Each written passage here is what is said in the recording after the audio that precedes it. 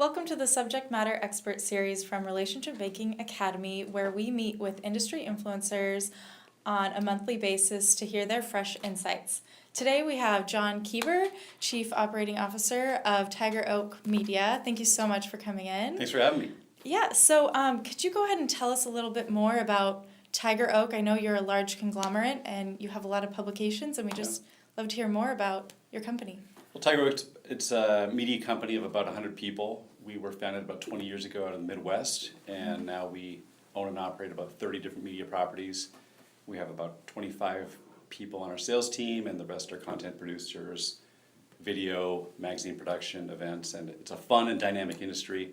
Obviously been through a lot of different changes, and it's really inspiring to see how our company has made it through all the different evolution. Mm-hmm, definitely. So you have over 20 years of experience in the sales and business development industry. Mm-hmm. Can you tell us, how did you get to where you are today? Well, it started with my first job out of college. Like a lot of people, you take what you can get, and I was passionate about technology and sports, and I was actually selling advertising for some professional baseball teams, New York Yankees. It was a ton of fun, but it was the opportunity for me to, I guess, kindle my passion for learning about business. And I learned that as much as I enjoyed selling and making money sometimes, I was just as much curious about business owners, how they were running their business, how they were operating, how they were growing, how they were dealing with challenges of work-life balance, and all the things that any business owner can relate to. And that's really what I connected on and have used to propel me throughout my career. Mm-hmm. So throughout your career, you've obviously had a lot of different roles. Who has been your biggest role model?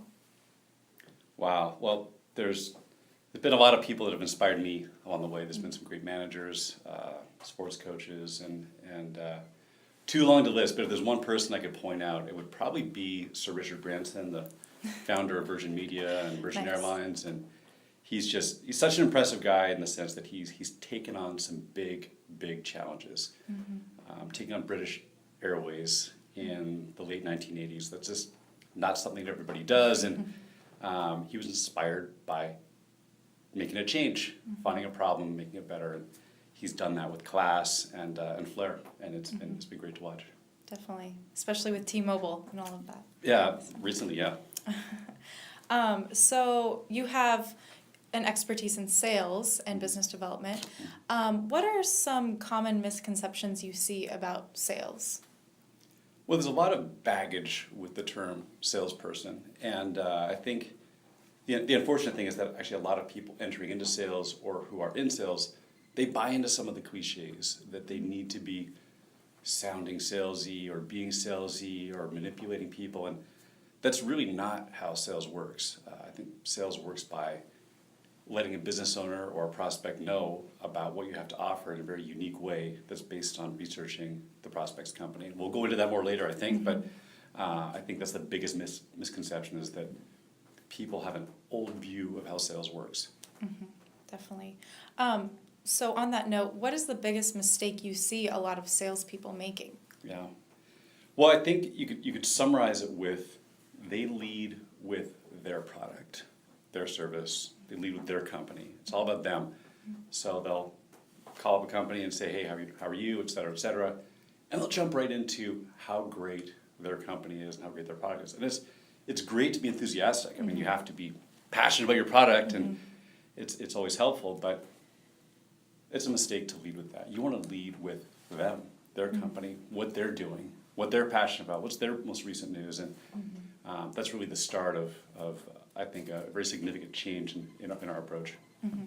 Definitely. So on a very different topic, since the financial crisis, the banking industry has changed dramatically. And how do you suggest today's banker approach sales? Well, I think the business community at large, through the financial crisis, developed probably an unfair view of bankers. It's not their fault necessarily that the media went to the nth degree to portray many of them as villains. I think we all know that 99% of bankers are pretty good people. They're out to help their clients, to their businesses. But like it or not, that is how the media has portrayed them, and it's a bit of an unfair view, but you have to keep that in mind, where business owners are looking at banks and bankers with somewhat of a villainous view, and I think you need to approach prospects with a little bit more humbleness, a little bit more understanding, but I think we'll also realize they need to have a new approach in terms of how they're using other tools like technology and information for pre-call planning and so on. So it's different from the financial crisis and just what's happened in the world in the last 10 years. I think bankers need to rethink maybe the old approach of the status quo. Definitely. So on that note of embracing new technologies, are there any specific products or systems that you could suggest salespeople use? Yeah. Well, again, it would be a long list, but I think the genre of products that we're talking about are in one bucket pre-call planning. So everything from LinkedIn, social media, Twitter to a degree, where you can learn about the prospect and what they're doing. And then there's other tools that you can use to understand what specifically that company is going through, especially if they're a public company or have released some sales figures. There's inputs that you can put into a product and they can bring you back information before you even meet with the prospect. That's a game changer to be able to go in and know a lot about the inside of the prospect, where they went to college, what they're doing, what their needs are, and also have an understanding of their financial picture. If you have those two items, it's a whole different sales process than 10 or 15, 20 years ago, where you're using sort of a more old school sales approach. Cold calling and whatnot. Yeah. So where do you see the future of sales, specifically in the banking industry, heading? Yeah. Well, in the end, it's not going to change in the sense of it is about building relationship. It's about building trust. We're human beings. We build relationships that way. That's not going to change, and I think everyone in banking knows that. Everyone in business knows that. What is changing is how people win business and how people go about earning new relationships. So, for example, once you have a relationship, I think in the past it was, well, we have trust, we have history, we're doing all these things. You have a sort of a monopoly on that information. You're a customer and you are sharing information. But now that information it can be discovered by other people. Other people can vie for that relationship without you even knowing.